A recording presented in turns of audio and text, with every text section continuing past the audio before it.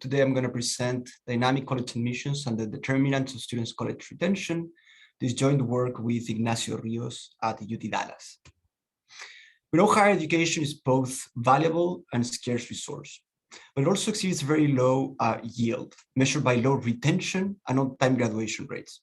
Indeed, according to the OECD, only 40% of full-time bachelor students graduate by the theoretical duration of their programs. This is heavily affected by the fact that many students switch their majors or colleges, and many more drop out without ever graduating. At the same time, several countries organize their college admissions via centralized assignment mechanisms, currently more than 46 countries in the world. So this raises the following research question. Can centralized assignment mechanisms affect students' outcomes, such as their decisions to drop out and switch majors or colleges? And if they do so, how should we design matching markets in order to improve agents' outcomes in these type of settings? Although this is an important question, there is actually scarce evidence about the potential effect of market design on outcomes. And there is a particular reason for this. We really need to understand carefully the determinants of students' dynamic decisions, their switchings or dropout choices, and how they might be connected or affected by the design of the market and the admission system. In this paper, we will conjecture the existence of two behavioral channels that are predominantly affecting these decisions. First, students might be switching or dropping out because maybe they are learning over time about their match qualities through their experience. Upon receiving new information, this could, for instance, affect their future labor market returns. That's why they switch or drop out to avoid exposed mismatches. But it's also possible that even in the absence of learning, students can still be switching or dropping out because the assignment mechanism is generating initial mismatches. Let me define this in this setting. If students have dynamic considerations, knowing that they can reapply in the future, retake exams, and they face some uncertainty on their admission chances, the following can happen. Students who are initially not assigned to their top choices can still face incentives to enroll into those programs in order to improve their outset option, and then retake exams, reapply, and switch to initially more preferred programs, that is switching up in their initial preferences. The problem is that if the system is in excess demand and colleges care about retention, which they do, this behavior generates a congestion externality. Therefore, it might be ex ante inefficient to assign some students with low retention probability not to their top choices due to this congestion externality. Now, there might be also distributional considerations of this congestion externality because low-income students might be disproportionately harmed due to facing higher switching costs. So the big picture of this project is how should we correctly balance the gains from learning through experimentation with this congestion externality produced by initial mismatches when we want to redesign a matching market like college admissions. And we will do so by first building a dynamic structural model of students' college progression in the presence of a centralized admission system. We model students applying to the centralized system, retaking exam, reapplying, switching, and dropping out, while they learn over time about their match qualities through their college grades. With the model and the data, we're going to disentangle both behavioral channels, and then we're going to evaluate policies that aim to reduce the congestion externality produced by initial mismatches by eliciting the intensity on students' preferences. And we do this in two ways, either by changing the assignment mechanism or by incorporating reapplication rules, playing with dynamic incentives that students face while in college. The trade-offs we face in the first case, we might generate strategic incentives. And in the second case, we might generate exposed mismatches if we want to reduce initial mismatches by increasing switching costs. Our main results is that there is actually a significant share of switches that might be inefficient. We can reduce switches by close to 35% that are due to initial mismatches. And simple policies such as allowing students to signal a unique choice in their rank order list and receiving a score bonus for it, similarly in the spirit to the signaling mechanism of the econ job market, can actually eliminate 17% of switchings while achieving the same level of welfare. Welfare gains accrue mainly to low-income students, and welfare losses accrue to high-income students. So it also improves in terms of equity. The main contribution of the paper in a big picture is that we are analyzing the trade-offs of designing matching markets where there are dynamic considerations, reapplications, switchings, retaking exams, learning over time about their match qualities through experience, and all of these considerations can actually affect and map into real outcomes. Let me go over the system that we're going to exploit. We're going to look at the Chilean centralized system. In Chile, students apply directly to programs, which are combinations of majors and universities, which is the most common college structure in the world. Students every year can take a set of national exams called the PSU, and once they observe their scores, they can submit rank order lists with no more than 10 programs in them. We look at Chile primarily for two reasons. First, Chile uses a variant of the most common assignment mechanism in the world, the differ acceptance algorithm. So if we learn about Chile, we learn about many other countries. And second, there are interesting dynamics. Students in Chile can retake the PSU and reapply to the centralized system every year. When they do so, they tend to restart their education, delaying their graduation. Close to 30% of students are going to switch programs and close to 30% drop out, which maps to the lowest on-time graduation rate among OECD countries. Also, importantly, low-income students are almost twice as likely to drop out and half as likely to switch. So there might be distributional consequences of reducing this congestion externality. The data that we exploit is first data coming from the admission process, enrollment data in the higher education system, and a new and novel grade records data for students enrolling in the centralized system while in college. We're also going to complement this with aggregate information on labor market prospects, such as average wages, and to handle the fact that students might be reporting their preferences strategically in the baseline, we're going to design and conduct and implement two nationwide surveys where we will elicit information about students' top true preferences for programs, subjective beliefs about their admission chances, and even about their college progression. We're going to exploit this data to show that the both behavioral channels are at play, but also to construct moments that will be key to identify some parameters in the structural model. Let me give you just a big picture of the model. This is going to be a dynamic discrete choice model of students' college progression. Students are going to be submitting rank order list when they apply to a centralized system.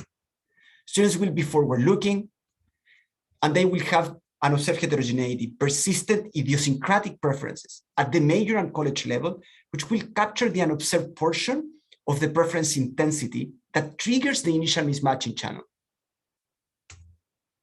But we will also allow students to learn over time about their known match qualities with programs. And we label them as multidimensional abilities at the subject and major level to give them a productive meaning. Why? Because both preferences and abilities are going to affect students' achievement. So students are going to learn about their known match qualities through their college grades, and this might affect their future labor market returns. Students will update their beliefs in a Bayesian fashion, and they will have a common prior. Let me give you now what is the key challenge here. How can we separately identify the switchings and dropouts accruing to learning versus initial mismatching? In the model, learning is particularly captured by the parameters in the distribution of the signal, that is students' college grades, and the parameters in their prior beliefs about unknown match qualities or unknown abilities.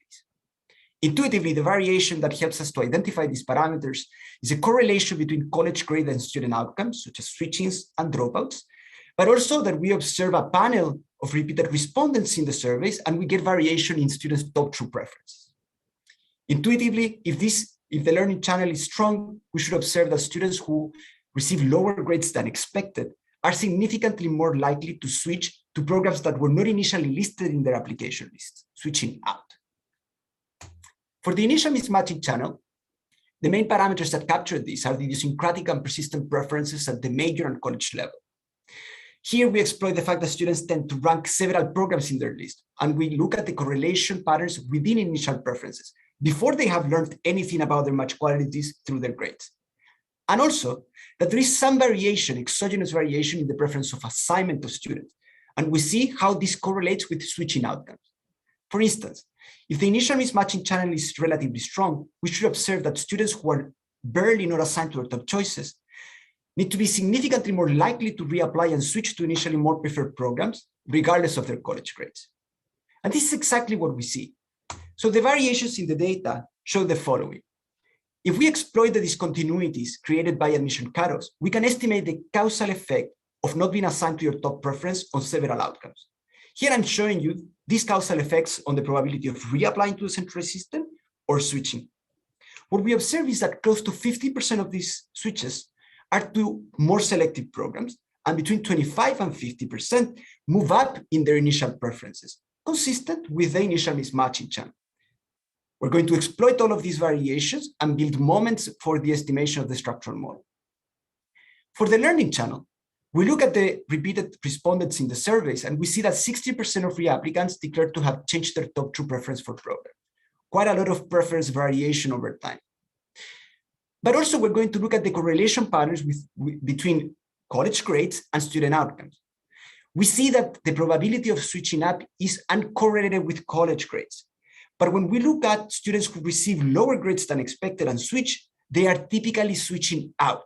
That is, switching to programs that were not initially listed, typically changing their major or their college or their subject type, which is consistent with the learning channel. So both channels are at play. Let me now explain you what are going to be the counterfactors that we will evaluate. We're going to evaluate four counterfactors, two types: changing the assignment mechanism, further constraining the length of application lists, or allowing students to signal only one program in their application list and receiving a score bonus for it. Again, similar in spirit to the signaling mechanism of the econ job market. Both mechanisms introduce an opportunity cost on which program to include in the list or which program to signal, which in equilibrium will elicit preference intensity and will increase the probability of getting more students assigned to their top two choices. This should reduce the congestion externality of initial mismatches and improve outcomes, hopefully not at the expense of students' welfare. But we will also evaluate a different way to elicit intensity. That is, by playing with students' dynamic incentives. We're going to incorporate reapplication rules. In Turkey, for instance, when students try to switch programs, they are going to be penalized in their application score. And in Finland, when students apply, they receive a score bonus, but only the first time they apply to college. In both cases, what we're going to do, dynamically, we're going to incentivize students to do not enroll into initial mismatches. Okay, trying to partially price the congestion externality of the initial mismatches. We're going to look at these counterfactuals in two metrics: students' welfare and also college retention. That is just what is the reduction in switchings and dropouts in every program. What we see here is that both the signaling mechanism and the first-time applicant score bonus can increase retention and welfare. And this is particularly true for low-income students. We evaluate two extremes, either assuming that in the counterfactual, all students will behave strategically, the left panel, or assuming that students are going to behave as naive as what we find in the baseline model. That is, 10% will keep behaving as naive truth tellers. Sadly, the most common policy that is used in the world to elicit preference intensity, that is further constraining the length of application lists, seems to be not very effective at increasing college retention rates. And if students are not fully sophisticated, it can be particularly dire for their welfare. So let me now conclude. The big takeaways of this project is that we have analyzed the trade-off of designing matching markets, where agents can have private information about their preferences, learn over time about their match qualities through their experience, and also face dynamic considerations, such as knowing when to apply, reapply, switch, or drop out. These insights are going to map to many other markets that face similar features, like, for instance, entry-level labor markets. The key insight is that we have to correctly balance the gains from learning through experimentation with the congestion externality produced by initial mismatches. But we have also shown, for the case of college admission systems, that redesigning centralized systems can improve student outcomes and even reduce inequality, if we do so in the correct manner, either by allowing students to signal their intensity, the intensity on their preferences through the mechanism, or by leveraging dynamic incentives that obtain this information. Sadly, lack of sophistication seems to reduce both efficiency, equity, and also welfare gains. So we need to aid students in their optimal application list, which is a current work in progress that we have with Ignacio and some other co-authors. So I think I'm on time. Thank you very much. Okay, so there's there was a question about to what extent you could use this kind of model to think about college admissions in where there's no majoring, like where there's no specialization, where you can move around. So I think Ignacio also answered it a little bit, but if you wanna. Yeah, so I am not aware actually of centralized systems. Typically, the centralized systems are implemented in countries where the college structure is at the program level. We could think, of course, of centralized systems that are at the college level and then choosing a major. But yeah, in the end, the same trade-offs are going to play in the sense of preference intensity. But now it would be more regarding your preferences with the college. What we have seen in the case of Chile is that most of the learning comes with respect to your match quality with the major and not the college type. So you should expect less of an effect in those type of settings. So there's Andre who asks whether the constraint mechanism that you're proposing, whether that's or the signaling, whether there's whether it's truthful. This is a very good question. So if we compare all the mechanisms relative to the baseline, that is already not strategy proof if the constraint in the length of the list is binding. For the case of Chile, the constraint in the length of the list is binding to for less than 10% of students in terms of their application lists. So it's not a big concern, but still students behave strategically because they tend to skip programs that they believe are out of their reach, which is a different issue. The signaling mechanism, what is nice about it, is that you can implement it even if you don't have constrained differ acceptance. You can have differ acceptance without any constraint, which imposes no incentives to misreport the order of preferences, and the signal is going to introduce strategic incentives, but only regarding which program you signal. This is evaluated in detail in the paper of Yasuda, Che, and Abdul Kadiroglu. So it has nice properties regarding not introducing too high strategic incentives, but still eliciting preference intensity. And then I will take the opportunity. So when you do the counterfactual and you simulate the strategic, how do you simulate? There's very many equilibria, no? Yeah, so we solve for the equilibrium. What we do, although there might be multiplicity of equilibria, we assume adaptive beliefs for the counterfactual, and we follow a sequence of adaptive beliefs of cutoff scores for which we reach a unique equilibrium. This is a similar approach than Kapor et al. AER for the New Haven mechanism, but in our case, it's a bit more complicated because we have a dynamic model and we have a mixture of applicants and repeated applicants. So we do basically an equilibrium selection, but that makes some sense because it's following a sequence of adaptive beliefs.